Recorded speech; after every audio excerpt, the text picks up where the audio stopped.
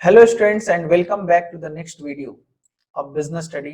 आज की इस वीडियो में हम लोग बात करने वाले हैं डायरेक्टिंग चैप्टर के केस स्टडी के ऊपर।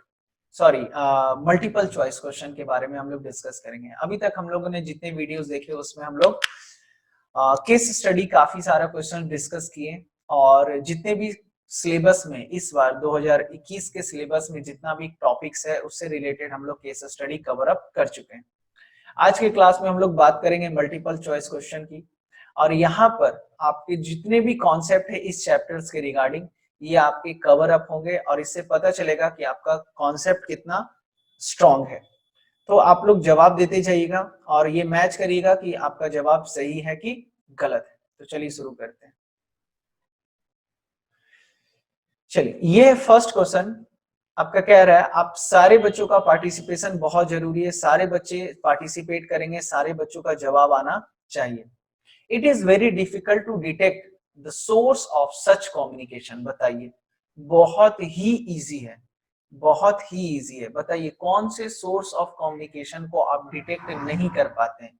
Upward, downward, sorry upward, vertical, lateral की इनफॉर्मल कम्युनिकेशन। यस, सारे बच्चों का जवाब आ रहा है। वेरी गुड मीनाक्षी, खुशी कश्यप, ज्योति, आकृति, अनुराग, है ना, अनन्या, दीप्ति। वेरी गुड बच्चों, क्या होगा? D is the right answer. D is the right answer, क्योंकि इनफॉर्मल कम्युनिकेशन जो है उसका सोर्स ऑफ इंफॉर्मेशन क्या होता है हमें पता नहीं चल पाता है ना। चलिए आगे बढ़ते हैं। नेक्स्ट बात कर रहा है,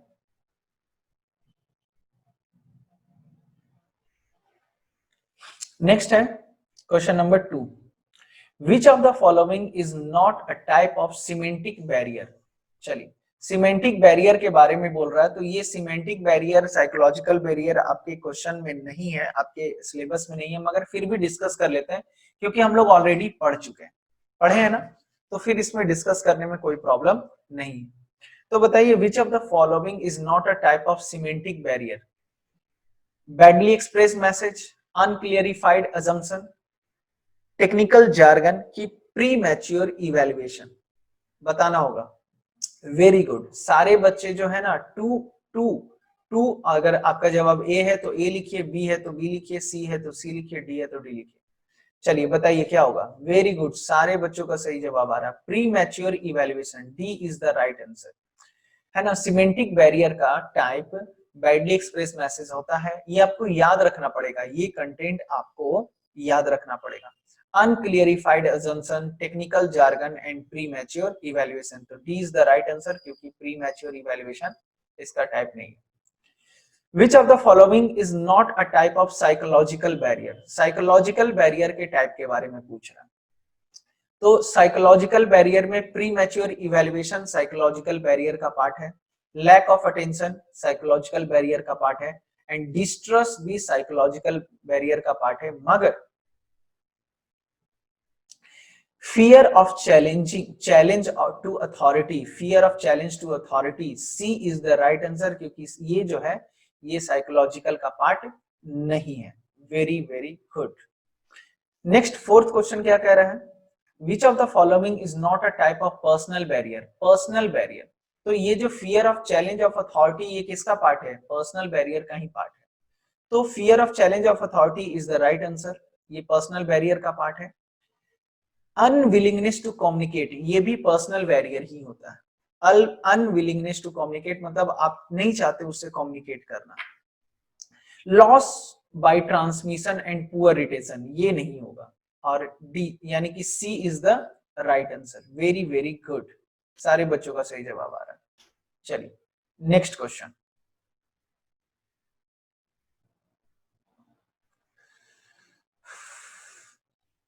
फोर तक हो गया। Fifth question number, it refers to the process of, है ना, instructing, guiding, counselling, motivating and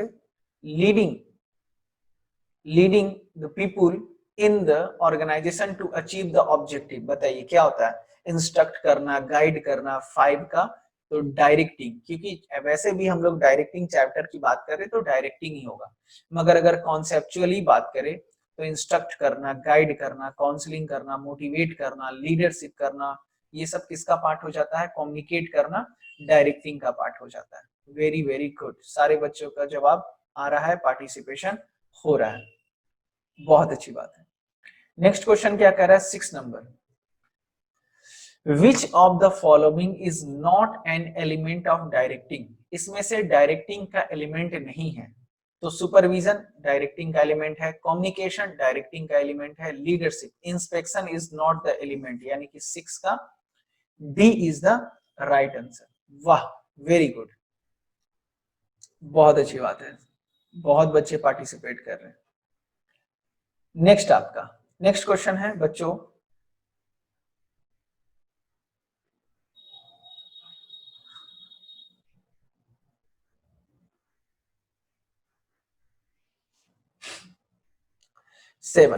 seven में क्या कह रहा है? while other functions are while other function prepare a set for action, the name of function that initiate action, बताइए। Initiate action, action जो मतलब जो प्लान आप बनाए हो वो कौन सा फंक्शन जो है वो इनिशिएट करता है, स्टार्ट करता है? तो प्लानिंग में तो बनाते हैं, ऑर्गेनाइजिंग में अरेंज करते हैं, स्टाफिंग में स्टाफ सेलेक्ट करते हैं, मगर डायरेक्टिंग में हम लोग क्या करते हैं? इनिशिएट करते हैं। इसलिए D is the right answer, है ना? D is the right answer, 7 का डी। 8 8 की बात करें तो 8 क्या कह रहा है?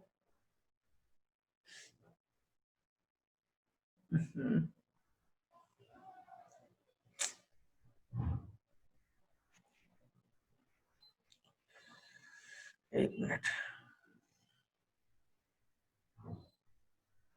हाँ, identify the level at which directing function take place in an organization।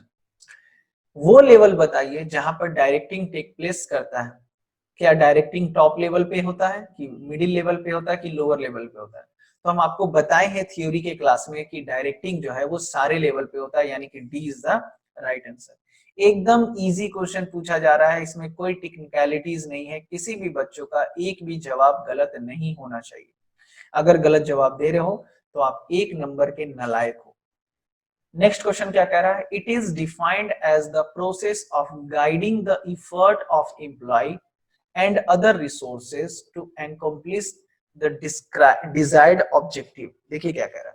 It is defined as the process of guiding the effort of employee and other resources to accomplish the desired objective। बताइए क्या होगा? 9 का जवाब दो, क्या होगा?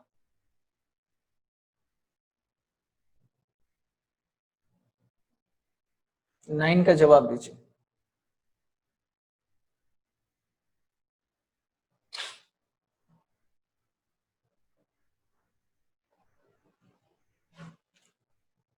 Very good, बहुत बच्चे ए भी दे रहे हैं, बहुत बच्चे सी भी दे रहे हैं, कुछ बच्चे बी भी बोल रहा है। अरे नालायकों, 9 का जो राइट आंसर है, देखिए क्या कह रहा है? Identity, it is defined as the process of guiding, guide करना, है ना? गाइड करना, guiding of the effort of employee and the other resources to accomplish the desired objective. तो ये सुपरविजन में होता है। सुपरविजन में ही क्या किया जाता है? एम्प्लॉय को गाइड किया जाता है, ठीक है? एम्प्लॉय को गाइड किया जाता है, इसलिए A is the right answer, ठीक है? चलिए नेक्स्ट 10 में कह रहा है, it means the process of making subordinate to act in desired manner to achieve certain organisational goal. It means the process of making subordinate to act in desired manner, इस तरीके से कि वो डिजायर्ड मैनर में काम करे। बताइए, तो डिजायर्ड मैनर में काम कब कराया जाता है? कब होता है? ताकि ऑर्गेनाइजेशन का गोल अचीव हो, जब एक लीडर अच्छा हो, यानी कि लीडर अच्छा हो तभी ये काम हो सकता है, यानी कि C is the right answer, leadership, है ना? तो 10 का क्या होगा? 10 का आपका सी इज द राइट आंसर, ठीक है? लीडरशिप के केस में ये काम होता है, डिजायर्ड मैनर में काम किया जाता है। नेक्स्ट क्या कह रहा है, effective motivation in the organisation does not contribute towards, effective motivation in the organisation does not contribute towards, बताइए क्या होगा। Developing performance level of employee, नहीं सर ये तो मोटिवेशन में होता है। क्वेश्चन को अच्छे से समझना पड़ेगा बच्चों। क्वेश्चन क्या कह रहा है, effective motivation in the organisation does not contribute towards, एक मोटिवेशन जब आप करते हैं तो क्या नहीं होता है, तो developing performance level of employee होता है, help in reduce employee turnover ये भी होता है, resistance to change in the organisation, resistance to change in the organisation, क्या ऑर्गेनाइजेशन में चेंजेस नहीं होता है, नहीं सर इजिली चेंज होता है, इसलिए C is the right answer, क्योंकि ये जो सी पॉइंट है अगर मोटिवेशन होता है तो ये पॉइंट नहीं होता है, रेजिस्टेंस नहीं होता है, आप इजिली किसी भी तरीके के चेंजेस को इंप्लीमेंट कर सकते हैं। चलिए नेक्स्ट है आपका 12, these needs are most basic in the hierarchy of motivation theory and correspond to the primary need, बताइए प्राइमरी नीड की बात कर रहा है, प्राइमरी नीड कहाँ होता है, मतलब मैस्लो नीड हायरार्की थ्योरी की बात हो रही है, और सबसे प्राइमरी मतलब सबसे पहला नीड मैस्लो ने किसके बारे में बताया, क्या एक्चुअलाइजेशन, नहीं ये तो लास्ट में था, क्या सिक्योरिटी नीड, नहीं, क्या बिलोंगिंग नीड, नहीं, क्या होगा basic psychological physiological need is the right answer, यानी कि B is the right answer. ठीक है, वेरी गुड, बहुत बच्चों को जवाब आ रहा है। चलिए नेक्स्ट क्वेश्चन हम लोग देखते हैं, question number 13, Mohit recently got a rise in salary due to annual increment, है ना, which of his human need being satisfied through this, बताइए बंदे को सालाना सैलरी इंक्रीमेंट दिया गया, ये कौन से नीड की फुलफिल हो रही है, कौन से नीड की बात हो रही है, तो क्या सिक्योरिटी मिला, नहीं, क्या बिलोंगिंग नीड मिला, बिलोंगिंग नीड में क्या होता है कि आपको एक अफेक्शन मिलता है आपके लोगों को, आप जिसके साथ काम कर रहे हैं उनके साथ एक कोरिलेशन बनता है, तो ये भी वो नहीं हो रहा है, सेल्फ एक्चुअलाइजेशन भी नहीं, ये क्या हो जाएगा, D is the right answer. देखिए सैलरी इंक्रीमेंट वगैरह ये सब सारा किस में आ जाएगा, साइकोलॉजिकल नीड में, फिजियोलॉजिकल नीड में, ठीक है, और साथ ही साथ सैलरी की बात अगर हो रही है तो वो भी किस में आ जाएगा, फिजियोलॉजिकल नीड में ही आ जाता है। ठीक है, चलो नेक्स्ट क्या बोल रहा है, 14 number, which of the following is not the assumption of Maslow need hierarchy theory, Maslow ने कौन सा assumption नहीं लिया, people behavior is not based on their need, नहीं, यही पहला पॉइंट ही गलत है, क्योंकि हमको पता है कि मैस्लो का जो पूरा थियोरी है वो नीड के ऊपर ही है, नीड के ऊपर ही है, और पहला पॉइंट में ही कह रहा है कि मैस्लो का कहना है कि नीड कोई मायने नहीं रखता है, तो ये गलत बात है, यानी कि 14 में सबसे पहला पॉइंट ही है जो मैस्लो का नीड का थ्योरी का असम्पशन नहीं है, क्योंकि उन्होंने जो भी थ्योरी दिया है वो नीड को ध्यान में रख के ही दिया है, तो A is the right answer, है ना। चलिए 15th पॉइंट देखते हैं, 15th question number, it refers to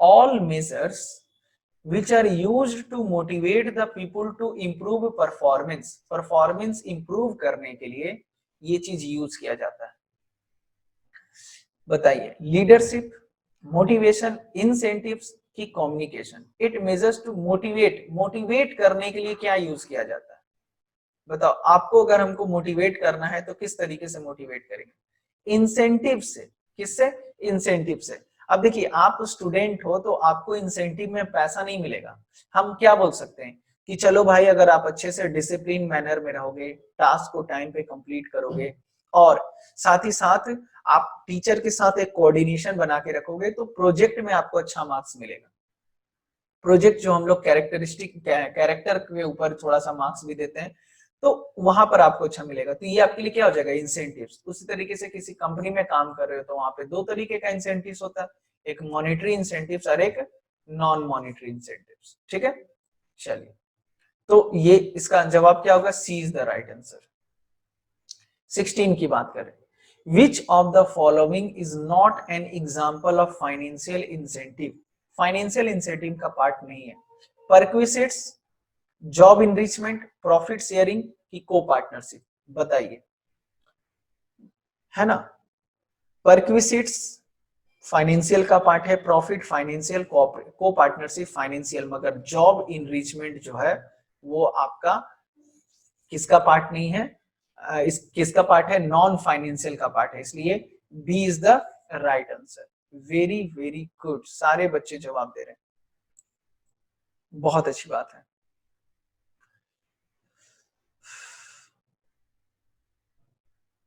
17 number क्या कह रहा है बच्चों, ध्यान दीजिएगा थोड़ा। कह रहा है which of the following is not an example or of non financial incentives, non financial का इंसेंटिव्स नहीं है, तो बताइए। नॉन फाइनेंशियल का इंसेंटिव है, नॉन फाइनेंशियल इंसेंटिव का एग्जांपल नहीं है, यानी कि फाइनेंशियल। नॉट एन एग्जांपल मतलब क्या, नॉन फाइनेंशियल नहीं है, तो नॉन फाइनेंशियल नहीं है तो फाइनेंशियल होना चाहिए, ठीक है। तो फाइनेंशियल का एग्जांपल कौन है, बताइए। कैरियर एडवांसमेंट अपॉर्चुनिटी, ये फाइनेंशियल का है। परक्विसिट्स, स्टेटस आपका फाइनेंशियल का, ऑर्गेनाइजेशनल क्लाइमेट नॉन फाइनेंशियल का है, यानी कि B is the right answer, B is the right answer. Very good, सारे बच्चे इस बात को समझ गए और सारे बच्चों का जवाब भी एकदम सही आ रहा है, बहुत अच्छी बात है। सारे बच्चों का जवाब मुझे दिख रहा है, जिन जिन में भी जवाब दिया है। Next 18, Ashutosh who work as a manager in Kuber Limited, besides the salary the company owner, नहीं क्या होना चाहिए, चलो कुछ भी हो, him benefits such as free housing, medical facilities, education to his children, identify, बताइए। आशुतोष का मालिक कुबेर लिमिटेड जो है उसको सैलरी तो देता ही है, मेडिकल फैसिलिटी भी दिया है, घर भी दिया है, बच्चों का स्कूल फी भी पे कर दे रहा है, तो बताइए ये किसका पार्ट है। तो सबसे पहली बात तो सर ये फाइनेंशियल का पार्ट है, और फाइनेंशियल में भी किसका पार्ट है, बताओ। जॉब इनरिचमेंट का पार्ट है कि को पार्टनरशिप का पार्ट है कि किसका पार्ट है, बताएंगे जरा। वेरी गुड, सारे बच्चों का सही जवाब आ रहा। आशुतोष, ज्योति, अनन्या, युवराज, अनु, हर्ष, खुशी, कोमल, युवराज, दीप्ति, मीनाक्षी, वेरी गुड, है ना। युवराज आपका गलत है, कोमल आपका भी गलत है बाबू, बाकी सारे बच्चों का सही है, ठीक है। क्या होगा, परक्विसिट्स, बाबू क्या होगा, परक्विसिट्स आएगा। पे एंड अलाउंसेस नहीं होगा बच्चों, पे एंड अलाउंसेस कुछ बच्चे जवाब दे रहे हैं पर नहीं होगा वो, क्यों, क्योंकि पे एंड अलाउंसेस में बेसिक सैलरी की बात होती है, बेसिक सैलरी की बात होती है, यहाँ पर सैलरी के अलावा मिल रहा है, सैलरी के अलावा जो भी मिलता है उसको बोलते हैं परक्विसिट्स या फिर फ्रेंज बेनिफिट, क्या बोलते हैं, फ्रेंज बेनिफिट, ठीक है। आई होप कि आपको समझ में आ रहा होगा। नेक्स्ट है आपको 19, on joining Kartar limited as a chief financial officer, Madhumita was allotted 500 share of the company. Identify the type of incentives being described. बताइए, करतार लिमिटेड का उसको शेयर मिल गया, तो बताइए क्या परक्विसिट्स है, नहीं, क्या रिटायरमेंट बेनिफिट है, नहीं, क्या पे एंड अलाउंसेस है, नहीं, ये क्या है, को पार्टनरशिप है। अगर को ओनरशिप होता तो वो हो जाता, और चूंकि को पार्टनरशिप दे रहा है तो को पार्टनरशिप ही कहलाएगा, ठीक है। चलिए सी इज द राइट आंसर, है ना। तो अगर देखिए कॉन्सेप्ट अगर क्लियर है ना, तो मल्टीपल चॉइस क्वेश्चन तो आपके लिए एकदम चुटकी भर का कमाल हो जाता है, आपके लिए किसी भी तरीके का कठिनाई नहीं होने वाला है। चलिए 20 नंबर, 20 में क्या कह रहा है, Boom limited gives due weightage to the perquisites and prestige of job so that designation help to satisfy the psychological social esteem need of individual. Identify the type of incentives being described in the above case. देखिए क्या बोल रहा है, perquisites, prestige of job so that designation of help to satisfy the psychological, social and esteem need. तो थोड़ा सा दिमाग लगाइए और बताइए 20 का क्या जवाब होगा। क्या एम्प्लॉय एम्पावरमेंट होगा? नहीं। क्या जॉब सिक्योरिटी की बात हो रही है? नहीं। क्या परक्विसिट्स की बात हो रही है? नहीं। यहाँ पर हम लोग बात कर रहे हैं स्टेटस की। किसकी बात कर रहे हैं? स्टेटस की। क्यों? क्योंकि साइकोलॉजिकल सोशल नीड है ना, प्रेस्टीज की बात हो रही है, तो प्रेस्टीज एक किससे रिलेटेड होता है? स्टेटस से रिलेटेड होता है। ठीक है, वेटेज दिया जा रहा है, वेटेज दिया जा रहा है कि आपको एक कंपनी में एक आपका पोजीशन है, तो ये किसका दे रहा है? स्टेटस की बात हो रही है, यानी कि C is the right answer. चलो, वेरी गुड, बहुत बच्चे जवाब दे रहे हैं। चलिए, on joining Foster Public School as a physical education teacher, physical education से याद आया, तो क्वेश्चन कह रहा है on joining physical education teacher, Vikram realized that he did not have any freedom to introduce any changes in sports activity being carried out in the school। मतलब इसको लगता है कि हम स्पोर्ट्स एक्टिविटी में अपने बच्चों को अपने तरीके से ढाल नहीं पा रहे। Identify the incentive which are being ignored. बताओ कौन सा एक्टिविटी इग्नोर किया जा रहा है? ऑर्गेनाइजेशनल क्लाइमेट की, जॉब सिक्योरिटी की, कैरियर एडवांसमेंट की, एम्प्लॉय रिकॉग्निशन। बताइए क्या है, फटाफट से बताओ। 21 का क्या होगा? टीचर को लगता है कि हम अपने बच्चों को अपने मुताबिक स्पोर्ट्स गेम नहीं करवा पा रहे। तो जॉब सिक्योरिटी नहीं सर, जॉब सिक्योरिटी की तो बात ही नहीं है। कैरियर एडवांसमेंट कब होता है? ट्रेनिंग डेवलपमेंट में। ट्रेनिंग की बात हो रही है? नहीं हो रही है। टीचर को ट्रेनिंग नहीं देने का बात हो रहा है। एम्प्लॉय रिकॉग्निशन, ये भी नहीं, यानी कि ऑर्गेनाइजेशनल क्लाइमेट।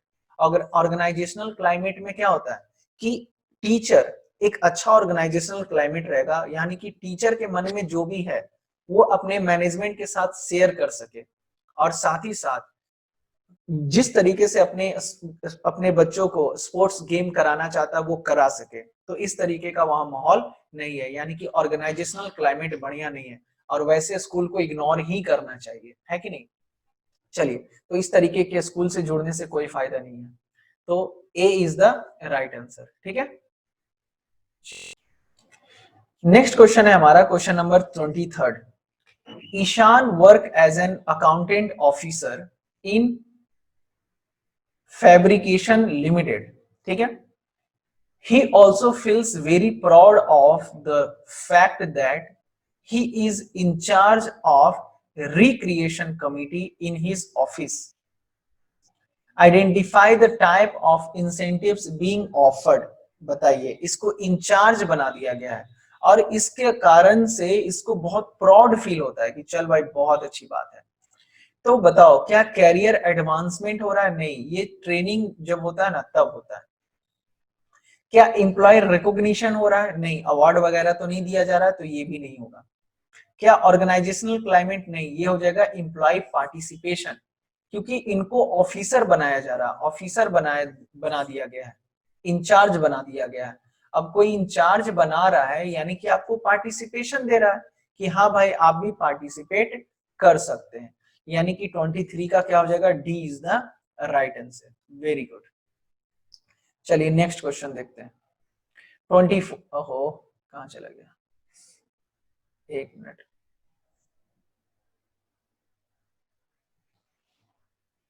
24 नंबर, ठीक है। 24 में क्या कह रहा है? It is the process of influencing the behaviour of people by making them strive voluntary towards the achievement of organisational goal, है ना। It is the process of influencing the behaviour by making people them strive voluntarily, मतलब खुद से इच्छा अनुसार अच्छे से काम करना। बताइए किसकी बात हो रही है यहाँ पे? Influencing the behaviour, influencing the behaviour जहां भी दिखे ना बच्चों, जहां पर भी इन्फ्लुएंसिंग द बिहेवियर दिखे, आप समझ लेना लीडरशिप की बात हो रही है। किसकी बात हो रही है? लीडरशिप की बात हो रही है। ध्यान रखिएगा, ये सब कुछ पंचिंग पॉइंट्स है जो आपको ध्यान में रखना है। आप देखोगे ना लीडरशिप का डेफिनेशन में ही वहीं पे आपको दिख जाएगा influencing the behaviour of employee, यानी कि C is the right answer, ठीक है। एंड नेक्स्ट क्वेश्चन है आपका 25। As the general manager of e commerce company, Gagan maintain good interpersonal relation with the followers and also motivate them to contribute for why achieving the organizational goal. Identify the concept being described in the above line. बताइए, general manager होने के नाते of e commerce company Gagan maintain a good interpersonal relation between follower, बहुत अच्छा relation maintain करके रखता है। तो बताइए कौन से पॉइंट की बात हो रही है, ठीक है। क्या सुपरविजन हो रहा है, इंटरपर्सनल रिलेशन जहां पर बोले और जहां पे फॉलोअर के साथ इंटरपर्सनल रिलेशन बोले, मोटिवेट करने की बात कर रही है। तो एक अच्छा लीडर क्या करता है, अपने फॉलोअर के साथ बहुत अच्छा एक कनेक्शन बना के रखता है। तो इन्फ्लुएंसिंग द बिहेवियर बोल दे, इन्फ्लुएंसिंग द बिहेवियर बोल दे, या फिर अपने सब ऑर्डिनेट के साथ एक अच्छा रिलेशन बनाने की बात कर दे, है ना। एक गुड इंटरपर्सनल रिलेशन की बात कर रहा है, तो कहीं ना कहीं वो किसकी बात करता है, लीडरशिप की बात हो रही है। यानी कि 25 का क्या होगा, D is the right answer. बात समझ में आ रहा है, ये बहुत अच्छा पॉइंट है, ठीक है। चलिए हम लोग टोटल 30 तक देखते हैं। 26 के बाद 28 आ रहा है, यानी 27 गायब हो गया। चलो कोई बात नहीं, बड़े बड़े शहरों में छोटी छोटी बातें होते रहती है। Which of the following is not the feature of leadership? Leadership का फीचर नहीं है। It shows an ability of an individual to influence other. Yes sir, ये है। It leads to achievement of organizational goal. ये भी है। Leadership is one time process. ये गलत बात है, ये गलत बात है। लीडरशिप एक बार नहीं किया जाता है, लीडरशिप जो है वो बार बार किया जाता है, ठीक है। इसलिए C is the right answer, C is the right answer, ठीक है। चलिए 26 के बाद है 28। Identify the correct sequence of the involve in the communication process. बताइए कम्युनिकेशन प्रोसेस का करेक्ट सीक्वेंस क्या है। सेंडर ठीक है, मैसेज हाँ ये ठीक है, तो ये ठीक है, ये ठीक है, ये टू चला गया। मैसेज को इनकोड करते हैं, सही बात है, इनकोड करते हैं, डिकोड नहीं करते हैं, चलिए ठीक है। मीडिया ठीक है, डिकोडिंग, रिसीवर और एलो, दोनों तो सेम है जी। ओ माय गॉड, दोनों तो सेम है। सेंडर ए और सी देखो तो सेम है क्या, sender message encoding, media decoding, receiver feedback. Sir दोनों सेम है, सेम है, तो सेम है तो कोई भी आप जवाब दे दीजिए। सर एग्जाम में अगर ऐसा आ गया तो, एग्जाम में अगर ऐसा आ गया तो आप कोई भी लगा दो, चलेगा, ए भी हो जाएगा और सी भी हो जाएगा, ठीक है। ये तो अकाउंट्स हो गया जी, अकाउंट्स का क्लास हो गया ए एंड सी।